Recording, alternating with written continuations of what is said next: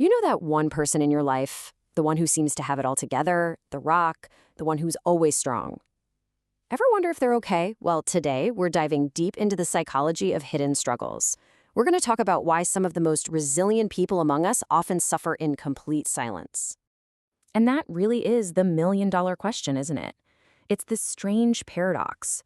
The person you call when you're in a crisis is almost always the very last one to admit they need help themselves. So what's really going on behind that wall of strength? Let's get into it. Okay, so the first thing we need to understand is that this strength we see on the outside, it isn't always about power. A lot of the time, it's actually a kind of mask, a protective shield they're holding up. See, for these folks, staying silent isn't some act of stubbornness. No, it's a defense mechanism.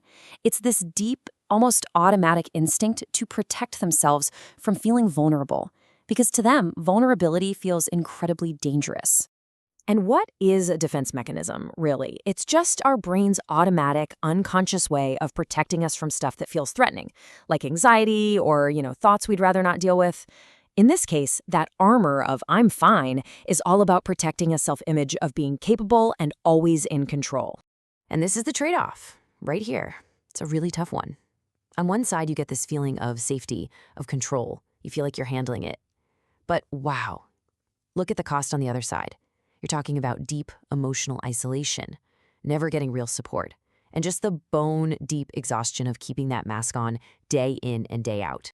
Now, this defense mechanism, this need to appear strong, it doesn't just come out of nowhere. It gets a lot of fuel from a very powerful and, honestly, very common social fear, the fear of being a burden. And right at the very heart of that fear is one huge, overwhelming emotion: guilt. The idea, just the thought of inconveniencing someone else, can feel way, way worse than whatever pain they're already dealing with on their own. So this is the mental math that's happening, often totally unconsciously. They're weighing their own suffering against the potential guilt of being an annoyance. And pretty much every time, silence wins. They convince themselves, you know what, it's just better to handle this alone than to risk bothering someone I love. So that leads us right into another really common mental trap. It's this pattern of self-dismissal that just keeps the whole cycle of silence spinning. I mean, come on, how many of us have said this exact thing to ourselves? It sounds so noble, right? So selfless. But in reality, it's a trap, and it's one that completely invalidates our own very real, very legitimate feelings.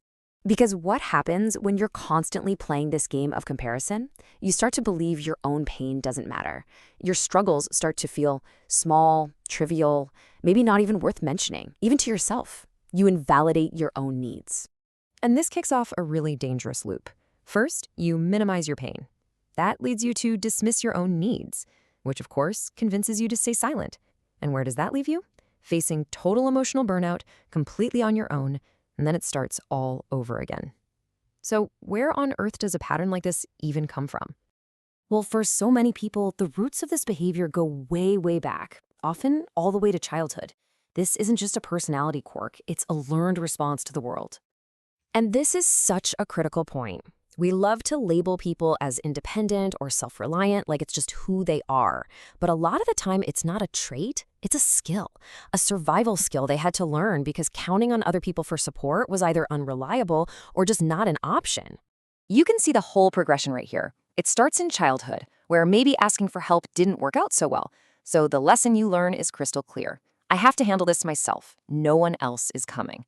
And over years and years, that conscious thought turns into an automatic, hardwired habit in adulthood. Okay, so all of this, it brings us right to the absolute core of this whole thing. This deep, quiet, and really painful conflict that's happening on the inside. Because underneath all that armor, underneath that stoic exterior, there is this incredibly powerful wish. It's a secret wish to just be seen. For someone to notice the cracks, to see the struggle, and to offer help without them having to go through the terrifying process of actually asking for it. And this is why they feel so trapped. It's like being caught between a rock and a hard place. On one side, you have the absolute terror of being vulnerable and asking for help. But on the other side, you have an equally strong fear of being misunderstood or even rejected if you do ask. It's a total catch-22. And this quote just says it all, doesn't it? The direct request feels more burdensome than the suffering itself. Think about that. In their mind, the risk of asking for help, the risk of being seen as a burden, feels heavier and more painful than the struggle they already know how to carry alone. So, after understanding all this, where does it leave us? Well, it allows us to totally reframe the conversation. We can shift the focus away from just silently enduring and toward a completely different and maybe more authentic kind of strength. What if we've been looking at strength all wrong? Maybe, just maybe, real strength isn't about building a wall so high that nobody can ever get in.